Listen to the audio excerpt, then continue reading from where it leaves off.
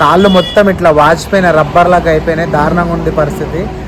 Hi friends, అందరికీ నమస్తే. Day 1 అయితే కంప్లీట్ చేసినాం సక్సెస్ఫుల్గా.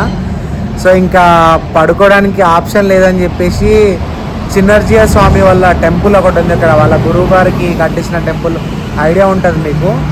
సో మమతా మూర్తి అని చెప్పేసి ఒక ఆశ్రమం ఉంది ఇక్కడ. సో అక్కడ పడుకుందాం అని చెప్పేసి వెళ్ళినాం, కానీ అక్కడ ఖాళీ లేదని చెప్పేసారు. ఇంకా ప్లేస్ లేదనేసరికి సరే ఏం చేద్దామని చెప్పేసి మళ్ళీ హైవేకి నడుచుకుంటూ వచ్చినాం. ఫుల్ టైర్డ్, కాళ్ళు మొత్తం ఇట్లా వాచిపోయిన రబ్బర్ లాగా అయిపోయినాయి. దారుణంగా ఉంది పరిస్థితి. సో ఎంత పెయిన్ వచ్చినా సరే వెళ్దామని మాత్రం ఫిక్స్ అయిపోయి ఉన్నాం. ఇక వచ్చి మెయిన్ రోడ్కి రాగానే ఎక్కడ పడుకుందాం ఏం క్లారిటీ లేదు. సో ఇక్కడ ఒక పంచర్ షాప్ ఉందన్నమాట. సో ఈ పంచర్ షాప్ దగ్గర వెల్డింగ్ షాప్ ఉంది, పంచర్ షాప్ ఉంది. అక్కడ ఒక అన్న ఉన్నాడు.